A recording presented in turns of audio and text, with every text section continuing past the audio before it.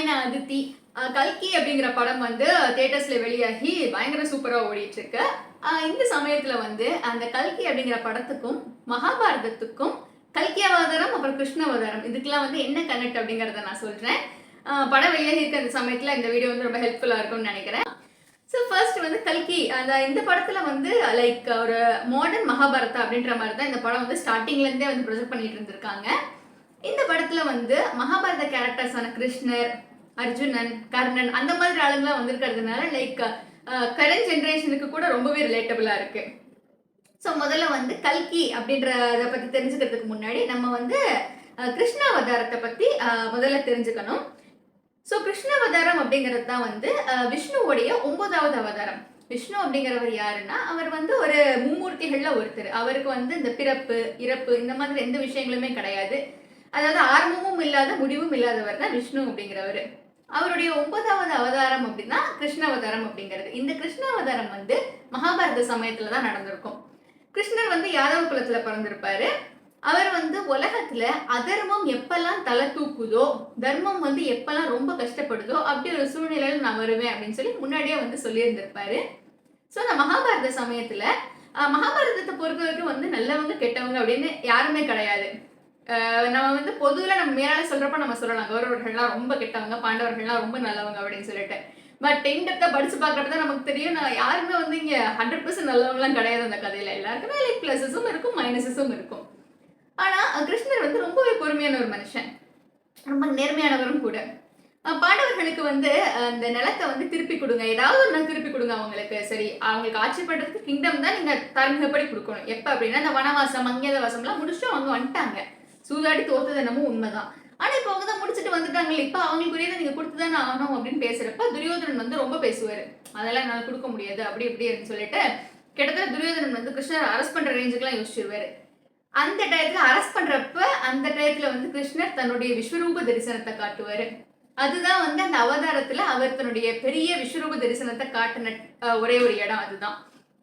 அது மட்டும் இல்லாம அவருக்கு வந்து நாராயணி சேனை அப்படின்னு சொல்லிட்டு ஒரு பெரிய படைபலம் பொருந்தின சேனை இருக்கும். ஆனா அந்த சேனை வந்து கௌரவர்களுக்கு கொடுத்துருவாரு. அவர் கௌரவர்கள் கேட்டாங்க அப்படிங்கிறதுனால அந்த சேனையை வந்து அவங்களுக்கு கொடுத்துருவாரு. ஆனா ஒரு நாராயணி சேனையை விட இவர் கிருஷ்ணர் ஒருத்தரே வந்து கிட்டத்தட்ட ஒரு 10,000 நாராயணி சேனைகளுக்கு சமம் அப்படின்னு சொல்லலாம். அவர் வந்து பாண்டவர்கள் பக்கம் தான் நின்று சண்டை போடுவாரு. பாண்டவர்களுக்கு வந்து சோர்ந்து போறப்பெல்லாம் லைக் முறையான வந்து லைக் ஐடியாஸ் கொடுப்பாரு. ஏன்னா அவங்க எதிர்த்து சண்டை போடுறது வந்து அவங்களுடைய சொந்த ரிலேட்டிவ்ஸ் கூட. அது மட்டும் இல்லாம அவங்க குருவா ஒரு வாழ்க்கையில வந்து ஒரு முன்னோடியா நினைக்கிற ஆளுங்க கூட அவங்க சண்டை போடுறாங்க. அப்படிங்கிறப்ப அவங்களுக்கு வந்து ஒரு நல்ல சப்போர்ட்டா, அர்ஜுனனுக்கு வந்து ஒரு நல்ல ஃப்ரெண்டா, ஒரு சாரதியா எல்லா இடங்கள்லயுமே வந்து கிருஷ்ணர் தன்னை வந்து ஒரு பெர்ஃபெக்டான அந்த அவதாரம் வந்து ரொம்பவே பெர்ஃபெக்டா இருந்திருக்கும் அப்படின்னு நம்ம சொல்லலாம். இந்த கிருஷ்ண அவதாரத்தோட முடிவுல வந்து கடைசி ஒரே ஒரு அவதாரம் தான் பெண்டிங், அதுதான் கல்கி அவதாரம். திருப்பி வந்து இந்த உலகத்துல வந்து அதர்மம் எப்ப தலை தூக்குதோ அப்ப நான் நிச்சயமா வருவேன் அப்படின்னு விஷ்ணு அவர்கள் வந்து சொல்லிட்டு போயிருப்பாரு. ஸோ இந்த கல்கி அவதாரம் எப்ப வரும் அப்படின்னு பார்த்தா கல்கி அவதாரம் வந்து கலியுகத்துல தான் வரும் அப்படின்னு சொல்லி சொல்லுவாங்க.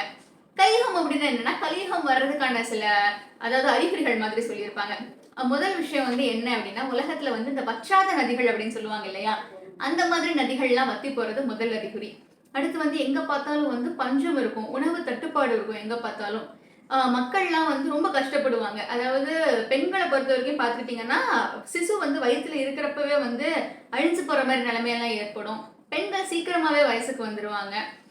அது மட்டும் இல்லாம வந்து இந்த கணவன் மனைவிக்குள்ள வந்து ஒரு ப்ராப்பர் ரிலேஷன்ஷிப் இருக்காது. இல்லீகல் ரிலேஷன்ஷிப், அந்த அஃபேர் அந்த மாதிரி விஷயங்கள்லாம் வந்து ரொம்பவே ஜாஸ்தி ஆகும். அது மட்டும் இல்லாம வந்து இந்த புவி வெப்பமயமாதல்னு சொல்லுவாங்க இல்லையா, இப்ப வந்து குளோபல் வார்மிங், அந்த குளோபல் வார்மிங் வந்து ஜாஸ்தியா இருக்கும். சுயநலக்காரங்க, சோம்பேறிகள், இவங்க தான் வந்து வீரர்கள், இவங்கெல்லாம் தான் வந்து ஜாஸ்தியா இருப்பாங்க. அப்புறம் வந்து லைக் ஒரு முறையா தகுதி இல்லாதவங்க அரசாளுவாங்க. அந்த மாதிரி விஷயங்கள்லாம் வந்து நிறையவே சொல்லியிருப்பாங்க. இந்த அறிகுறிகள்லாம் வச்சு பாக்குறப்ப உங்களுக்கே தெரிஞ்சிருக்கும் நம்ம வந்து கலியுகத்துல தான் இருக்கோம். இப்ப 2 விஷயம், அதாவது கலியுகம் வந்து அதோடைய வருஷ கணக்கு அப்படின்றது வந்து ஒருத்தவங்க என்ன சொல்றாங்க அப்படின்னா 4,32,000 ஆண்டுகள் கொண்டது கலியுகம் அப்படின்னு சொல்றாங்க. அதுல நம்ம வந்து கிட்டத்தட்ட ஒரு 5,000 ஆண்டுகள் தான் நம்ம வந்து இப்ப அதுல கடந்திருப்போம், இன்னும் வந்து நமக்கு நிறைய இருக்கு அப்படின்னு சொல்றாங்க. இன்னொருத்தவங்க என்ன சொல்றாங்கன்னா மொத்த கலியுகத்திலே 5,000 வருஷம் தான் இருக்கு, நம்ம அதுல 4,800 வருஷம் கடந்துட்டோம், இன்னும் 200 வருஷம் தான் இருக்கு அப்படின்னு சொல்றாங்க. இந்த கால்குலேஷன்ஸ் எல்லாம் எதுக்காக சொல்றாங்க அப்படின்னா இந்த கலியுகத்துல தான் அந்த கல்கி அவதாரம் வரப்போகுது. கல்கி அவதாரம் வந்து எங்க கல்கி அவதாரம் வரும் அப்படின்னா, முக்கடலும் சங்கமிக்கிற ஒரு இடத்துல ஷாம்பலா அப்படிங்கிற ஒரு இடத்துல தான் இந்த கல்கி அவதாரம் வரும் அப்படின்னு சொல்லியிருப்பாங்க. ஷாம்பலா அப்படிங்கிற முக்கடலும் சங்கமிக்கிற இடம் அப்படின்னா இந்தியா தான்.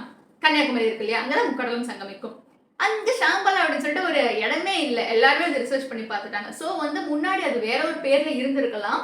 இப்ப வந்து லைக் ஷாம்பலா அப்படின்னு சொல்லி அந்த ஒரு பேரு மாற்றப்பட்டிருக்கலாம் அப்படின்னு சொல்றாங்க. இவர் எப்படி வருவார் அப்படின்னா, ஒரு பிராமின் வீட்ல தான் அவர் பிறப்பாரு அப்படின்னு சொல்றாங்க. அதாவது வந்து ஒரு நல்ல ஆஜானுபாகுவா இருப்பாரு. ஒரு வெள்ள குதிரையில வாள வச்சுட்டு வருவாரு. அவர் தான் கல்கி அப்படின்னு சொல்றாங்க. இந்த கல்கி அவதாரம் வந்து வர்றப்ப உலகத்த வந்து ஒரு சுத்து சுத்திட்டு வந்தாரு அப்படின்னா, உலகத்துல பாதி பாப்புலேஷன் அழிஞ்சு போயிரும் அப்படின்னு சொல்றாங்க. இந்த பாதி பாப்புலேஷன் யாருன்னா, அந்த பொய் சொல்றவங்க, நேர்மையா நடந்துக்காதவங்க, மக்கள கஷ்டப்படுத்தி பார்க்கிறவங்க, இந்த மாரி பாப்புலேஷன்லாம் அழிஞ்சிரும் அப்படின்னு சொல்றாங்க. சோ மிச்ச மீதி இருப்பாங்க இல்லையா? அவங்கலாம் வந்து நல்லவங்க. அவங்கலாம் தான் வந்து இந்த புவியில வாழ தகுதியானவங்க அப்படின்னு சொல்றாங்க. சோ இந்த கல்கி அவதாரம் வந்து எப்படின்னா, உலகத்த வந்து மறுசுழற்சி செய்றதுக்காக நிச்சயமா வரும் அப்படின்றத சொல்றாங்க. ஏன்னா, இப்ப வந்து நமக்கே தெரியும். நம்மள சுத்தி பார்த்தாலே தெரியும். இந்த சொல்லுவோம்ல, "ஐயோ! கலிகாலமா போய் கிடக்கு" அப்படின்னு சொல்லுவோம்ல. ஏன்னா கலிகாலம் நம்ம எங்க பார்த்தாலும் வந்து லைக் ஒரு இல்ல definitely honest people, good people எல்லா இடங்கள்லயுமே இருக்கத்தான் செய்றாங்க. பட் இன்னும் அந்த மெஜாரிட்டி வந்து கம்மியாயிட்டே வருது. மெஜாரிட்டி ஆஃப் த பீப்பிள் வந்து லைக் வேற மாதிரி தான் இருக்காங்க. எப்படி நம்ம வாழணும் அப்படின்ற ஒரு அந்த கோட்பாடுகளுக்கு மீறி தான் இங்க எல்லாமே நடந்துட்டு இருக்கு அப்படின்னு சொல்லலாம். இயற்கைக்கு மாறான நிறைய விஷயங்களும் நடக்குது அப்படின்னு சொல்லலாம். சோ இதுல இருந்து நம்ம வந்து ஷுவராவே சொல்லலாம். நம்ம வந்து ஒரு கலியுகத்தோட கிட்டத்தட்ட ஒரு மிட் ஸ்டேஜ தாண்டி இருக்கோம் அப்படின்னு சொல்லலாம். ஏன்னா கடந்த ஒரு 200, 300 ஆண்டுகளாவே வந்து நிறைய மாற்றங்கள் வந்திருக்கு. அதுக்கு முன்னாடி இருந்த அந்த அமைதி இல்ல. போரு, அது மட்டும் இல்லாம வந்து இந்த தேவையில்லாத விஷயங்கள் நெறைய நடக்கிறது. அந்த மாதிரி எல்லாம் மனுஷனே மனுஷன வந்து எதிரியா பார்க்கிறது. அதெல்லாம் வந்து முன்னாடியெல்லாம் கிடையாது. இப்ப வந்து மனுஷனே மனுஷன எதிரியா பார்க்குறான். போட்டி, பொறாமை, மனசுல அழுக்கு இருக்கிறது. இதெல்லாம் வந்து ஜாஸ்தியாவே இருக்கு இந்த காலகட்டத்துல. சோ அதனால இதுதான் கலியுகம். கல்கி அவதாரம் வந்து வரும். கூடிய சீக்கிரமாவே வரும். நம்ம வந்து அந்த உலகத்துல தர்மத்தை நிலைநாட்டுறதுக்காக அது நிச்சயமா வரும் அப்படின்னு சொல்றாங்க.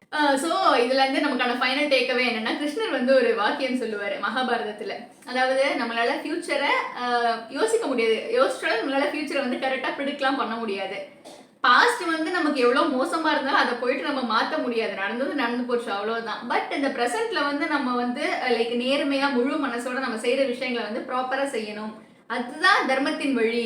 ஏன்னா இந்த காலத்துல வந்து தர்மம் அப்படிங்கிறதுக்கான அளவுகோல்கள் வந்து ஒரு ஒரு காலகட்டத்துக்கும் மாறிக்கிட்டே தான் இருக்கும். ஸோ இந்த காலத்துல வந்து தர்மத்துக்கான வழியும் வந்து அதுதான் நினைக்கிறேன். ஏன்னா நீங்க செய்யற வேலையை உருப்படியா செஞ்சு அடுத்தவங்களுக்கு தொந்தரவு கொடுக்காம இருந்தனாலே போதும். அதுவே நீ செய்யற பெரிய உதவிதான் அப்படிங்கிற மாதிரி கிருஷ்ணரோட வார்த்தைப்படி வந்து லைக் பிரசன்ட்ல வாழ்றது அண்ட் யாருக்கும் முடிஞ்ச அளவு தொந்தரவு கொடுக்காம நம்மளால முடிஞ்ச வரைக்கும் ஒரு நேர்மையான வழியில நீதி தவறாம வாழ்றது தான் நல்ல ஒரு வாழ்க்கை. அஸ்வத்தாமா அப்படிங்கிறவரும் வந்து இந்த கதையில ரொம்ப முக்கியமான ஒரு கேரக்டர் தான். பட் அந்த கேரக்டர் பத்தி இந்த வீடியோல நான் எதுவும் சொல்லல. அஸ்வத்தாமாவை பத்தி நான் தனியா ஒரு கம்ப்ளீட் வீடியோவே போடுறேன். சோ கல்கி அவதாரத்தை பத்தி நீங்க என்ன நினைக்கிறீங்க? அண்ட் அந்த கல்கி நிச்சயம் வருவாருன்னு நினைக்கிறீங்களா? அண்ட் படம் உங்களுக்கு எப்படி பிடிச்சிருந்தது? இதெல்லாம் வந்து கீழே கமெண்ட்ல சொல்லுங்க. இந்த மாதிரி வந்து வேற என்ன வீடியோஸ் வேணும்னு கீழே கமெண்ட்ல சொல்லுங்க. Please do subscribe to my channel. Thank you.